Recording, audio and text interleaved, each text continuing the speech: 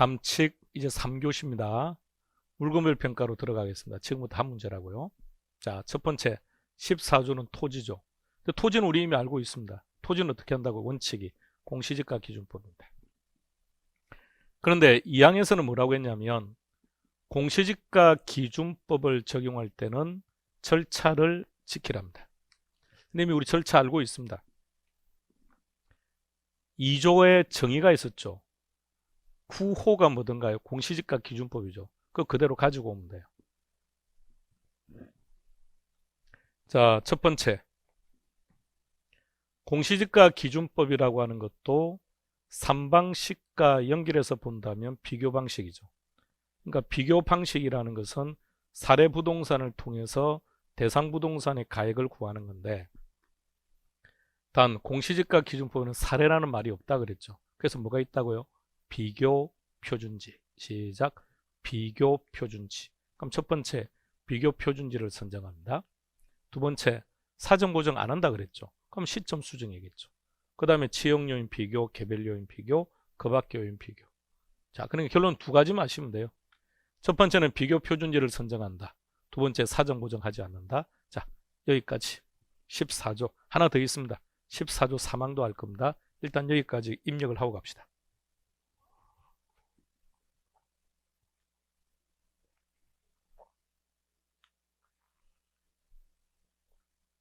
자, 지금 보시는 14조 2항은 시험에 한번 출제가 되었습니다.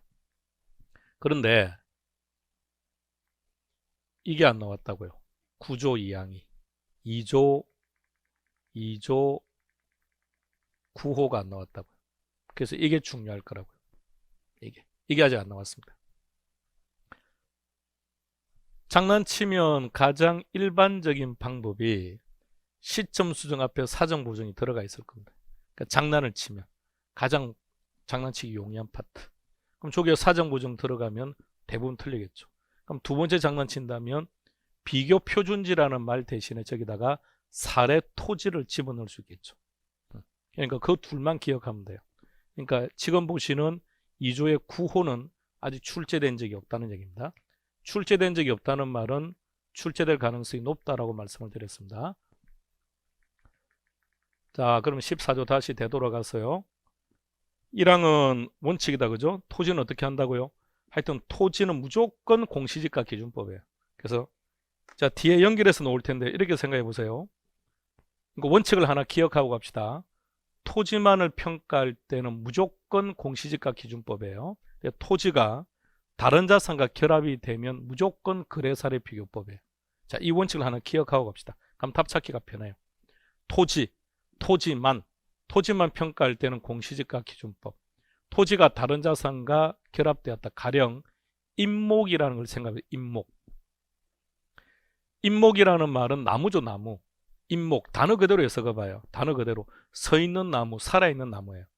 그러면 살아있다는 게 어떤 의미죠? 서 있다는 게 어떤 의미죠? 지금 토지로부터 자양분을 받고 있다는 얘기예요. 이해되시겠습니까? 그러니까 나무가 살아있다는 얘기는 토지로부터 자양분을 받고 있으니까 나무가 살아있는 거죠. 그러면 임목을 평가한다는 것은 나무만을 평가하는 게 아니죠. 지금 토지가 존재해야 되니까. 그러니까 토지가 다른 자산과 결합이 되었을 때는 무조건 거래사례 비교법. 그럼 토지, 그러면 공시지가 기준법. 임목 그러면 거래사례 비교법. 이렇게 된다는 얘기입니다. 자, 그 원칙 하나 알아두면 좀 더 여러 가지가 함께 정리된 겁니다. 그리고 2항 공시지가 기준법을 적용할 때는 4가지 절차를 지키라 그랬죠. 순서대로 갑니다. 첫 번째, 비교 표준지를 선정한다. 두 번째, 시점 수정한다. 그 다음에 나머지는 신경 쓸 거 없어요. 안 틀릴 거니까요. 자, 3항을 보세요. 자, 3항에는 조건이 하나 붙었죠. 뭐가 붙었습니까? 적정한 실거래가. 그러니까 조건을 먼저 잘 기억해 보세요.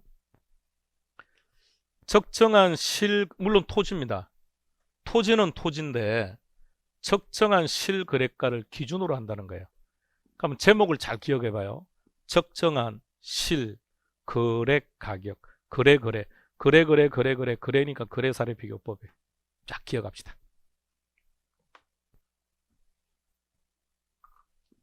14조였습니다. 15조는 이제 건물이겠죠. 건물은 감가된다 안 된다? 감가되죠. 감가되니까 당연히 원가법이겠죠. 아, 문제가 하나 오네요. 자, 25의 기출문제 하나 풀고 갑시다.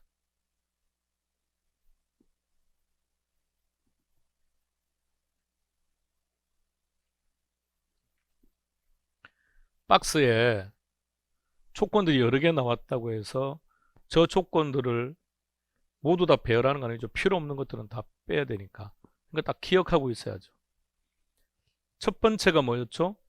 비교 표준지를 선정하는 거죠. 기억. 두 번째, 사전 보정 안 한다 그랬죠. 그러니까 리얼이 들어가 있는 것은 다 틀린 거죠. 그 시점 수정으로 가야죠. 그럼 두 번째가 시점 수정. 기억에서 미음으로 가야 되겠네요. 그럼 답은 바로 보이네요. 답은 5번 됩니다. 다음 건물로 갑시다. 건물은 감가되죠. 감가되니까 당연히 원가법.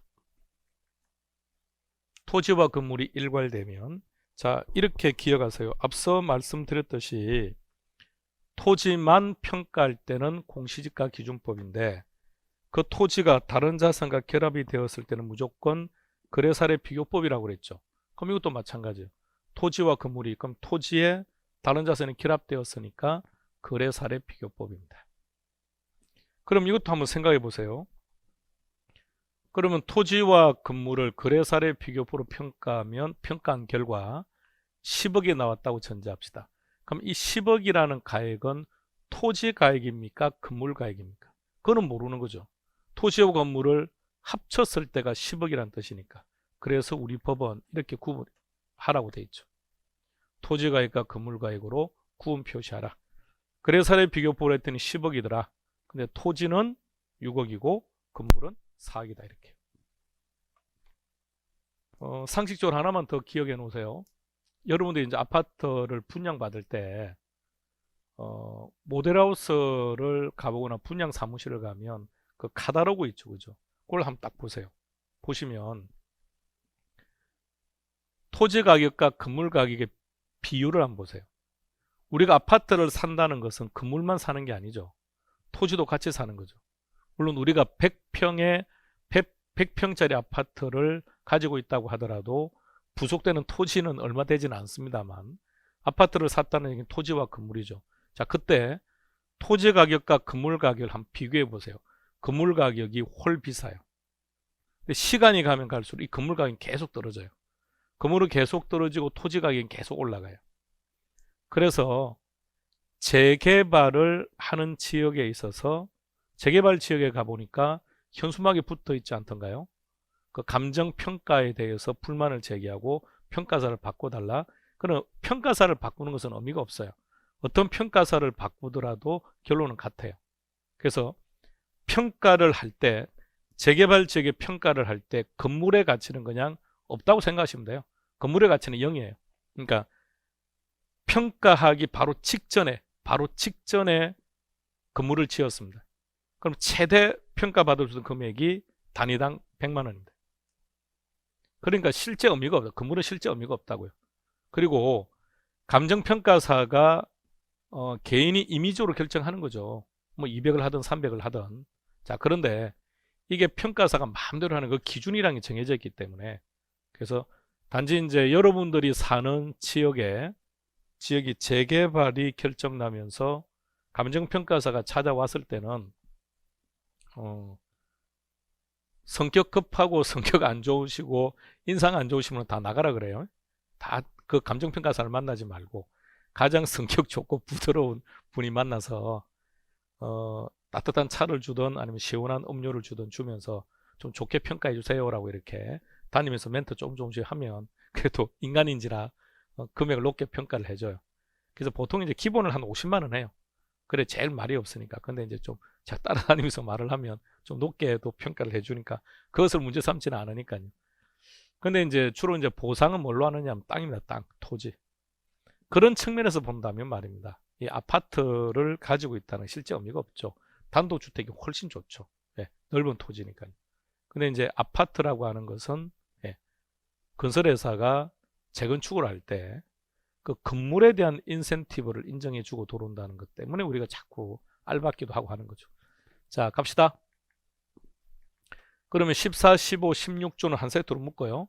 14조 토지, 15조 건물, 16조 토지와 건물이 일괄 한 세트로 묶어서 토지는 공시지가 기준법, 단 적정한 실거래가를 적용할 때는 거래사례 비교법, 건물은 감가되니까 원가법, 토지와 건물이 일괄되면 거래사례 비교법, 이렇게 해서 한 세트로 묶어 놓고, 자, 그 다음 17조 보세요. 타이틀이 뭐라고 되어 있죠?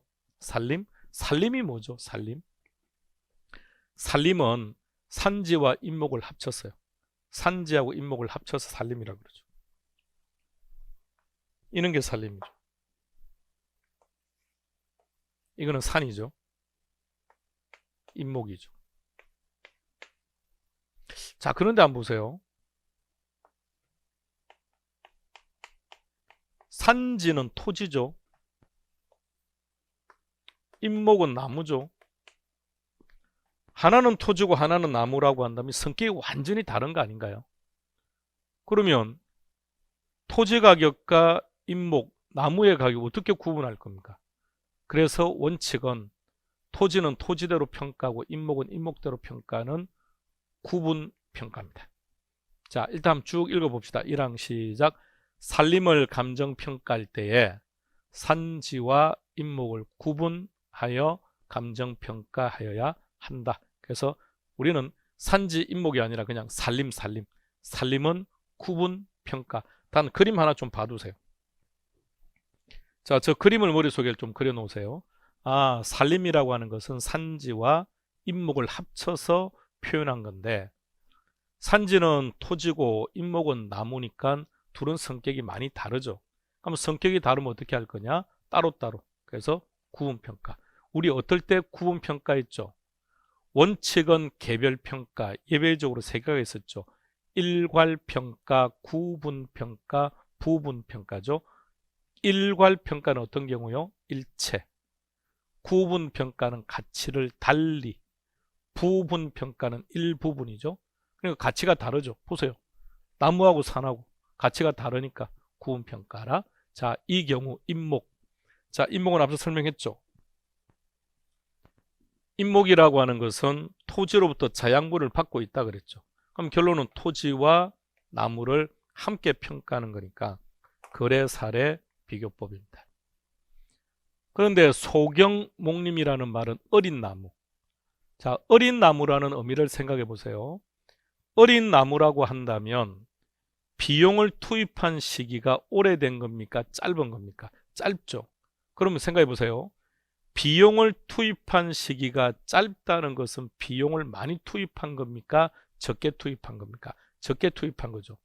비용도 적게 투입했고 투입한 시기도 짧다면 그 비용이 얼마가 들어간지를 산정하는 게 훨씬 편합니다. 그럴 때는 원가법을 적용한다.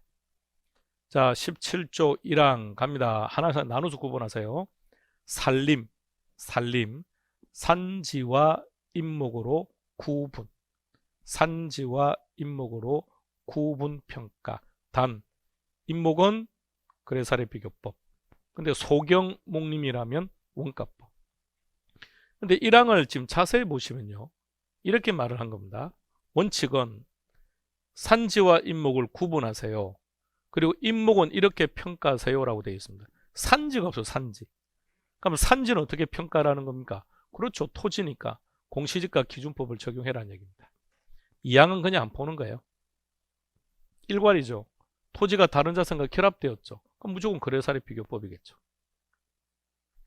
18조입니다. 과수원입니다. 자, 과수원은 사과나무를 평가하는 겁니까?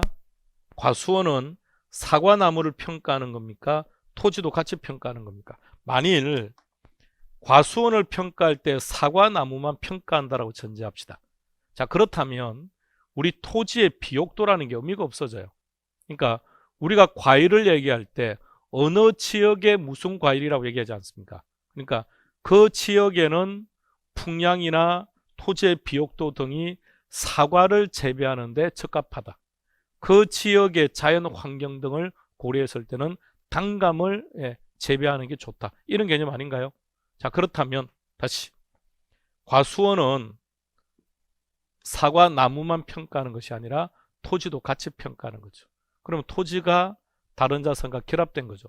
따라서 어떻게 간다고요? 거래사례 비교법입니다. 자, 그러면 이번에는 앞서 14, 15, 16조를 한 세트로 묶었죠.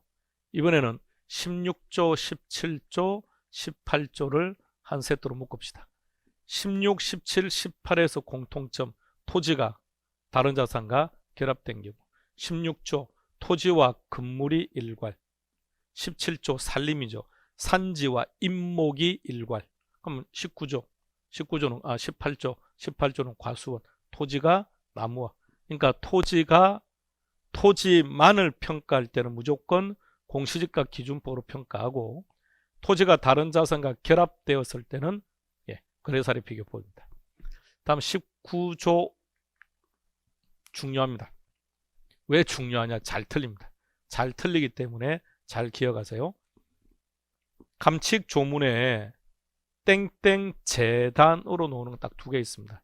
지금 보시는 것처럼 공장재단, 광업재단 딱 두 개 있습니다. 19조 1항 공장재단입니다. 19조 1항의 공장재단, 민법 시간이나 공시법 시간에 공장재단에 대해서 학습하셨죠? 그래서 공장재단을 평가할 때는 꼭 공장재단이 무엇인지를 빨리 떠올려 주세요. 공장재단이 어떤 거죠? 그 공장이 가지고 있는 토지, 공장이 가지고 있는 건물, 공장이 가지고 있는 기계장비, 자동차 또는 권리금, 이런 것들을 몽땅 합쳤을 때 공장재단이라 그러죠. 그러면 공장이 가지고 있는 토지는 어떻게 평가합니까? 공시지가 기준법.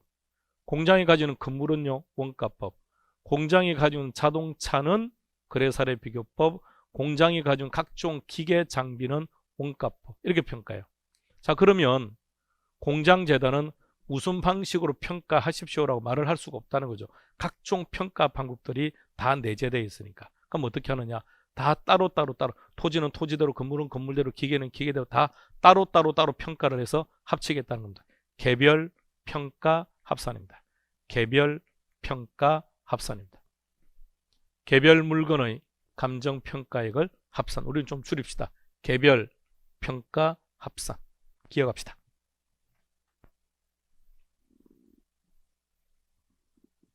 그러니까 공장재단을 할 때는 꼭 공장재단을 떠올리세요. 공장재단은 그 공장이 가지고 있는 기계, 자동차, 토지, 건물, 그리고 그 공장이 가지고 있는 권리금이 있을 수도 있고요. 이 모든 것을 합친 것이 공장재단이니까 어느 특정한 방법을 얘기할 수 없더라. 따라서 개별 평가 합산. 자, 광업재단으로 갑니다.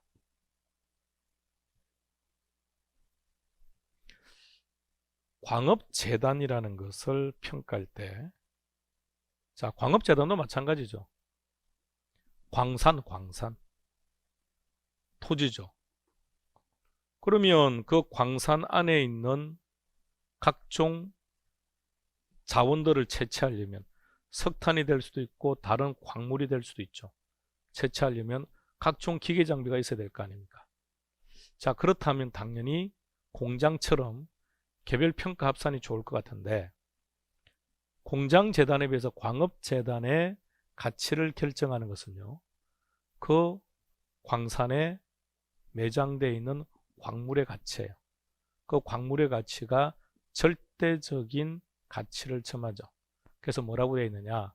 수익 환원법으로 평가한다고 되어 있습니다. 자, 19조 1항과 2항 구분해서 기억해 주시고, 다음 20조로 가보겠습니다. 타이틀이 뭐라고 되어 있습니까? 자동차 등이라고 되어 있죠. 그럼 일단 전체를 보여드릴게요. 자, 1항부터 4항까지 자산의 종류들만 쭉 열거합니다. 시작. 자동차, 선박, 항공기, 자동차, 기계장비, 선박, 항공기, 기계장비, 건설기계. 자, 종류부터 좀 기억하세요. 자동차, 건설기계, 선박, 항공기, 네 가지 중에 감가되지 않는 자산 구해보세요. 감가되지 않는 것. 없죠. 네 가지 자산은 모두 다 감가가 되는 자산이죠. 그럼 감가가 된다고 했다면 원가법을 적용하면 되겠네요. 그러므로 네 가지 자산들은 공이다 원가법을 적용하면 되는데 자동차를 한번 보세요. 자동차는 중고시장이 고도로 발달되어 있습니다. 이해되시겠죠? 그래서 앞서 예를 든 것처럼 그냥 중고자동차 매장에 연락해서 무슨 자동차 몇 년식이라는 말만 가격을 딱 놓죠. 그리고 거기 있는 전문가가 나와서 자동차 상태를 확인하고 그 중에는 조금 더 가치를 업시키거나 그 중에서 좀 가치를 다운시키거나 이렇게 할 수 있죠.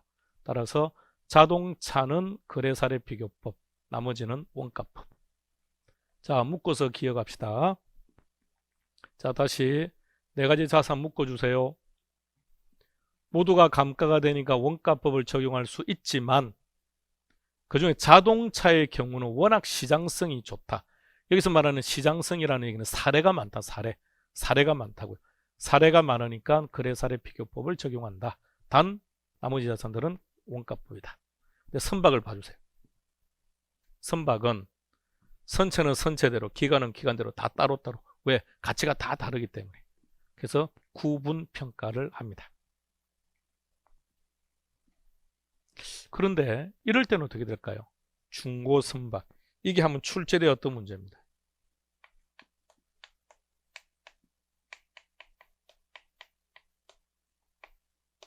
자, 답을 결정하시기 전에 5항을 먼저 보세요. 자, 5항 보세요.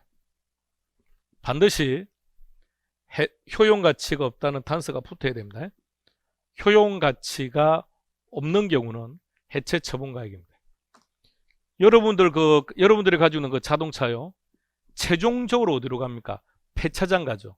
그러니까 폐차장에 가는 그 자동차는 효용가치가 없는 상태죠. 근데 여러분들이 자동차를 폐차장으로 가는 상태일 때 일정한 대가를 주던가요? 그렇죠. 폐차장 갈 때 일정한 대가를 받죠. 최소한 그 고철값은 받아야죠. 자, 그게 해체 처분가액이라고. 자, 그럼 다시요. 중고 선박은 어떻게 평가할까요? 이게 기출문제입니다. 자, OX 결정해 보세요. 중고 선박은 해체 처분가액으로 평가하여야 한다. 이게 기출지문입니다. OX, X. 자, 왜 X냐면 해체 처분가액이 정답이 되려면 반드시 지문에 효용가치가 없다는 단서가 나와 있어야 돼요. 그러니까 중고 선박이라고 해서 여러분들이 자기적으로 이거 효용가치가 없구나 이렇게 해석하시면 안 돼요. 그 중고 선박은 어떻게 한다고요? 원가법. 20조였습니다. 21조로 가볼까요? 동산인데 동산의 성격과 아주 유사한 성격을 20조에서 한번 찾아보시겠습니까? 자, 어떤 의미를 말을 하느냐면 다른 세계 자산에 비해서 자동차만 지금 조건이 다르죠. 근데 왜 자동차는 거래사례 비교법일까요? 시장성, 즉 사례가 많다는 거죠. 그럼 똑같은 의미로 동산을 보세요. 동산은 부동산 대비 사례가 아주 많겠죠. 그래서 동산은 거래사례 비교법을 적용합니다. 그런데 효용가치가 없다고 되어 있네요. 그럴 때는 당연히 해체 처분가액이죠. 21조 동산하고 20조 1항에는 자동차는 100% 동일합니다. 그럼 여러분들은 20조의 자동차와 21조의 동산을 함께 연결시켜서 기억해 놓으세요.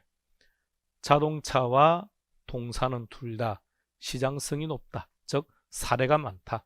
그럼 사례가 많기 때문에 거래 사례 비교법을 적용한다. 그런데 효용가치가 없다. 그럼 당연히 해체 처분가액이다. 자, 이제 22조 보세요. 잘 틀립니다. 22조 임대료 잘 틀리는 이유가 이미 우리가 알고 있기 때문에요. 자, 3방식 7방법을 떠올려 주세요.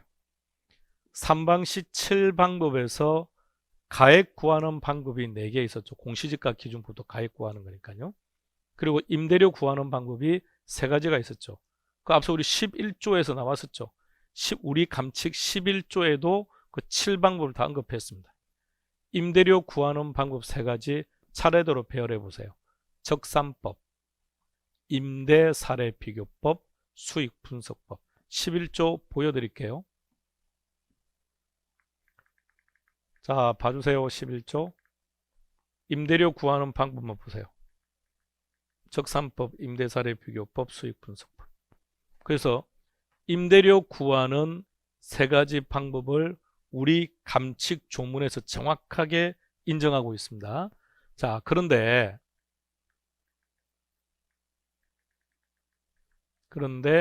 22조 물건별 평가는 상황이 좀 달라요. 자, 여러분들이 임대인이라고 생각해 보세요. 표현 바꿀게요. 최근에 정부 정책 후에 물론 시장에서 뭐 말하는 것처럼 임대차 3법 때문에 실은 임대차 3법이 아니라 그랬습니다. 근데 임대차 3법 때문에 임대료가 막 올라갔어요. 자, 그거는 적산법을 생각해 보세요. 적산법은 기초가액 곱하기 기대율 더하기 필요 재경비인데 그럼 그 세 가지 중에 과연 무엇이 업되었기 때문에 임대료가 지금 이렇게 올라갈까요? 수익 분석법, 순수익 더하기 필요 재경비 뭐가 업되었기 때문인가요? 예, 다시 말하면 최근에 임대료가 올라가는 이유는 딱 한 가지입니다. 갑돌이가 올리니까 덩달아 올려요. 예. 자, 만일에 지금이 언론 통제가 가능한 상황이라고 전제해봐요. 그래서 언론을 통제한다면 이거 전국이 가격이 올라가고 이렇게 뭐 풍선효과 이런 게 나타나지가 않아요. 이해는 하시겠습니까? 그러니까 언론이 앞서가는 거죠. 실제 특정한 지역의 가격이 오르고 난 후에 오른다고 말하는 것이 아니라 매스컴이 먼저 말하고 있지 않습니까? 조정 대상 지역으로 규제를 하게 되면 풍선효과가 발생할 것 같다고 먼저 말을 해버리니 그러면 그 지역에 투자를 하려고 했던 사람들이 그동안 부산 해운대구에 투자하고 대구 수성구에 투자를 했던 사람들이 규제를 한다고 하니 그 자금들을 가지고 창원으로 가고 그 자금들을 가지고 울산으로 가고 그 자금들을 가지고 경주로 가니까 경주의 지역도 지금 가격이 올라간다는 거 아닙니까? 그러니까 다시 말해서 임대료는 현실적으로 임대사례 비교법을 적용하고 있는 거 아니냐. 그래서 예전의 법이 개정되기 전에 어떻게 됐냐면 임대사례 비교법을 적용하여야 한다. 다만 임대사례 비교법을 적용하기 곤란한 경우에는 적산법이나 수익분석법을 적용할 수 있다라는 단서가 있었는데 이제 그 단서가 폐지가 돼버립니다. 그래서 오로지 그것밖에 없어요. 그래서 잘 틀리는 이유가 이미 우리 머릿속에 7방법이 자리 잡고 있기 때문에 임대료 구하는 방법이 세 가지라는 것을 알고 계신 거죠. 그러다 보니 임대료는 적산법을 적용하여야 한다라고 나오면 적산법 당연히 임대료 구하는 방법이라고 우리가 기억하고 있으니까 O라고 많이 한다는 겁니다. 아니라는데 주의해 주시기 바랍니다. 그러니까 22조에 임대료 구하는 방법을 임대사례 비교법으로 법을 딱 단일화시킨 이유가 가장 현실적이라는 얘기죠. 그러니까 실제 시장에서 임대료를 책정할 때 뭘 분석하고 하는 게 아니라 올리면 같이 올리고 내리면 같이 내리는 게 현실적이니까 임대사례 비교법을 적용합니다. 22조였습니다. 자, 이제 마지막 단계 갑시다. 이제 무형자산입니다. 제목에서 느껴보세요. 무형. 형태가 없다는 거죠. 민법상 용어로 바꾸면 무체죠, 무체. 눈에 보이지 않는다고요. 가령 이렇게 생각해 보세요. 여러분들이 이제 합격을 하시고 나서 중개업을 하실 텐데 어떻게 할 겁니까? 기존에 중개업을 하고 계신 분들을 인수할 겁니까? 신규로 오픈할 겁니까? 만일 여러분들이 분양을 시작하는 아파트 단지이기 때문에 딱 그 분양 일을 하고 빠져나올 생각이라면 자, 이제 분양 시장은 더 이제 이런 데는 더 힘들어질 거예요. 그러니까 여러분들은 이런 거는 주의하셔야 돼요. 자, A 지역에 아파트가 이번에 분양하는 거예요. 그럼 중개사무실이 쫙 들어가죠. 그럼 분양이 다 끝났다고 전제합시다. 입주가 다 끝나고 그럼 전월세가 다 끝났겠죠. 자, 그럼 이제 향후 4년간은 이 시장 진짜 재미없는 시장 아닐까요? 그죠? 기본적인 주거 이동이 일어나겠죠. 그러니까 기본적으로 갱신 청구를 하면 4년까지 살 수 있는 거니까 물론 누군가는 6개월 만에 주거 이동을 할 수 있는 것이지만 이제 상당히 힘들어지겠죠. 그래서 보통 지금까지는 어떻게 하느냐면 기존의 중개업을 하고 계신 분 입장에서 공인중개사 계속해서 많이 배출되는 것이 꼭 불리한 것만은 아닙니다. 내 사무실을 빨리 팔고 싶은데 기존에 있는 사람들이야 상황을 잘 아니까 안 살려고 하죠. 또 새로 오신 분이 합격해서 놓으면 당장 이분들은 사무실에 관심을 가지니까 그분들에 넘기는 거죠. 그래서 여러분들이 이제 합격하시고 사무실 오픈하더라도 신규 입주 장사가 끝난 곳에는 절대 이제 들어가면 안 돼요. 상당히 위험하다는 거죠. 4년이라는 그 기나긴 시간 동안 상당히 시장이 침체될 가능성이 많고요. 그럼 갱신 청구를 통해서 4년간 살 수 있다면 일단 매매도 안 된다는 거 아닌가요? 그러니까 이 상당히 불편해질 수 있다는 거예요. 고작 할 수 있다면 갭 투자밖에 없다는 건데, 그렇죠? 내가 가진 아파트를 전세를 줬어요. 그럼 거기 사시는 임차인 분이 갱신 청구를 하면 나는 4년 동안은 이 아파트 못 파는 거죠. 단지 매매값과 전세값의 차이가 없어서 누군가가 투자를 하려고 할 때 갭이 적으니까 갭으로 들어오면 그러면 가능하죠. 왜냐면 나는 빠지되 나는 팔고 놓는 거지만 그 임대차 조건을 똑같이 가면 되는 거니까. 그럼 그 임차인이 문제제기를 하지 않을 테니까. 그럼 법적으로 갈 소지도 없으니까 나는 빠져놓을 수 있지만 그런 의미로 보더라도 이제는 임대인이 전세값을 제대로 높여놓고 전세를 줄 수밖에 없어요. 그래야 최소한 내가 갭 투자를 하는 사람들에게 넘기더라도 넘길 수 있으니까요. 그러니까 이거는 어떤 형태로든 좀 보완은 되어야 될 부분입니다. 이 그대로 갔다가는 소유권 행사 등의 문제가 제한된다는 것은 법률적인 문제고 당장 이 중개사 입장에서도 자 갑시다. 우리는 일단 그런 걱정은 합격한 후에 하기로 하고 자 그래서 이제 인수를 하기로 했습니다. 인수를 할 건 신규를 할 거냐. 그래서 이제 방금 말했던 입주 장사할 때는 당연히 신규 오픈을 해야죠. 그리고 빨리 팔고 나와야죠. 자 기존 시장에서 중개업을 하시겠다면 가급적이라면 인수하시는 게 유리할 것 같아요. 왜냐면 물건 확보가 일단 많이 되니까요. 자, 두 번째, 인수를 하기로 했는데 한 곳은 피가 1억이고 한 곳은 피가 3천이래요. 어디에 들어가시겠습니까? 그냥 제 기준으로 1억 주고 들어가는 게 좋을 것 같아요. 자금의 여유가 없는 상태라면 최대한 자금을 좀 조달해서라도 왜냐하면 피가 3천이라는 것은 3천에 맞는 수익이 발생하는 지역입니다. 피가 1억이라면 1억이 발생하는 그 피가 1억이 될 만큼의 수익이 발생하는 지역이에요. 그리고 여러분들이 거기서 3년을 하시든 10년을 하시든 그 후에 빠져나올 때 여러분들이 부담했던 피는 대부분 다 해소하죠. 여러분들이 나올 시기가 부동산 시장이 급락한 상황이 아니라고 한다면 여러분이 들어갈 때 부담했던 피는 바꿔놓을 수 있으니까. 그러니까 이 중개업이 지역마다 담합을 하는 이유도 그거죠. 그 담합이 이루어져야 피를 안전하게 유지할 수 있으니까요.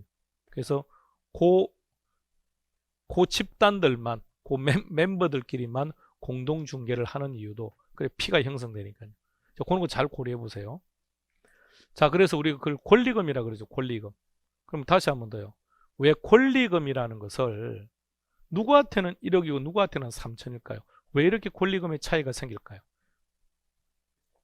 그렇죠. 수익이 다르죠. 그럼 권리금이라는 것은 무엇에 대한 대가로 주는 겁니까? 수익에 대한 대가로 주는 거죠. 그럼 어떻게 합니까? 수익 환원법이죠. 제가 방금 권리금이라는 것을 보세요. 권리금이라는 것을 법률적 용어로 뭐라고 하느냐 하면 영업권이라고 해요. 영업권. 그러니까 수익 환원법이죠. 그런데 자 23조 무형자산 자산 전체를 한번 보세요. 1항은 광업권이라고 돼 있죠. 권. 2항은요 업권이죠. 3항 보세요. 영업권, 특허권, 실용신앙권 등등등 전부 다 권리입니다. 권리. 실제 3항 조문에는 훨씬 더 많은 권리들이 있습니다. 그냥 암기할 필요는 없죠. 그러니까 무형자산들은 전부 다 뭐라고요? 권리라 권리. 무슨 권으로 끝나는 거죠. 그러면 권리라고 하는 건 눈에 안 보이죠. 눈에 안 보이니까 공이다 수익 환원법으로 평가하는 겁니다. 자, 이제 그 중에서 1항은 조금 더 자세히 볼 거예요. 자, 1항 보세요. 광업권. 우리 앞서 19조로 갔다 올게요. 자, 19조 2항 보세요. 광업재단이죠. 광업재단은 수익환원법으로 평가한다 그랬습니다. 자, 19조 2항 잘 보시고 23조 갑니다. 자, 23조 1항은 이렇게 되어 있습니다. 광업재단의 감정평가액. 그럼 결론은 19조 2항에서 광업재단은 어떻게 평가를 하라고 했습니까? 수익환원법이죠. 그러면 23조 1항에서 광업재단의 감정평가액이라고 했으니까 다른 말로 바꾸면 수익환원법이라는 말과 같은 거죠. 자, 그 다음에 광업권이 뭔지 한번 보세요. 광업권이 뭐죠? 광업권. 광업권은 광물을 채취할 수 있는 권리죠. 그런데 광업재단은 뭐였습니까? 토지. 그죠? 그 회사가 가지고 있는 토지. 그리고 광산 입구에 가면 기본적인 시설들이 갖추어져 있지 않던가요? 예. 또 레일도 깔려 있죠. 각종 기계 기구들이 있죠. 그런 것들은 권리가 아니죠. 눈에 보이는 거죠. 유형의 자산이죠. 무형이 아니죠. 자, 그럼 어떻게 해야 되느냐? 먼저 광업재단 전체를 평가를 한 거예요. 광업재단 전체를 수익환원법으로 평가를 한 거죠. 그럼 여기서 눈에 보이는 유형의 자산들을 모두 다 빼버리면 눈에 보이지 않는, 그렇죠, 무형의 자산인 광업권의 가치가 나오겠죠. 따라서 눈에 보이는 유형의 자산들의 현존시설 가액을 뺍니다.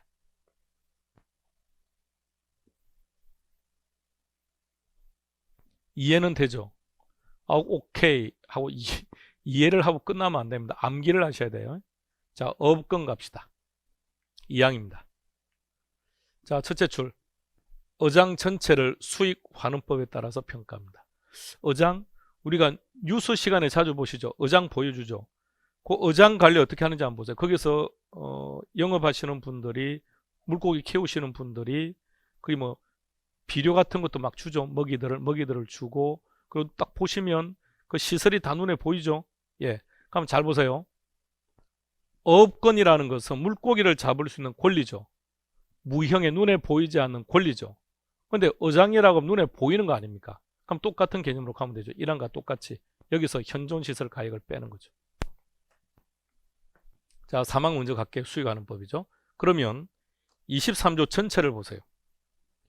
23조 전체를 보시면 무형 자산들은 공이다. 어떻게 해요? 수익환원법이라는 얘기입니다. 다 수익환원법.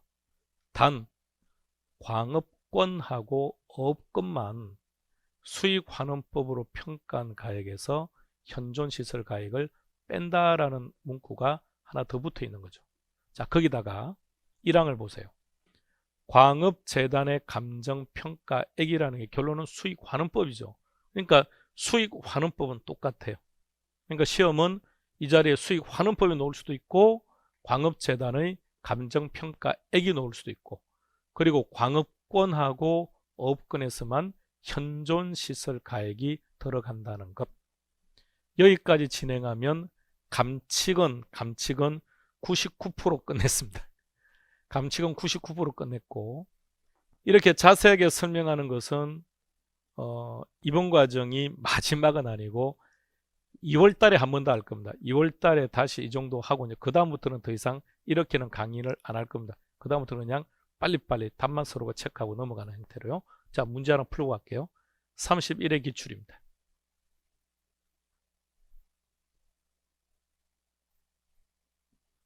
답 간단하죠? 물건별 평가의 출제 형태는 두 가지입니다. 지금 보시는 것처럼 이렇게 출제하기도 하고요. 아니면 지금까지 했던 것처럼 이 조문을 그대로 제시하기도 하고, 조문을 그대로 제시하기도 하고, 아니면 이렇게 간단하게 나오기도 하고요. 1번 과수원. 공시지가 기준법은 토지일 때, 그죠? 토지가 나왔을 때 공시지가 기준법이고, 과수원은 토지와 다른 자산이 결합된 거죠. 그럼 거래사례 비교법이 돼야죠. 2번 갑니다. 광업재단 수익환원법이고요. 3번 임대료.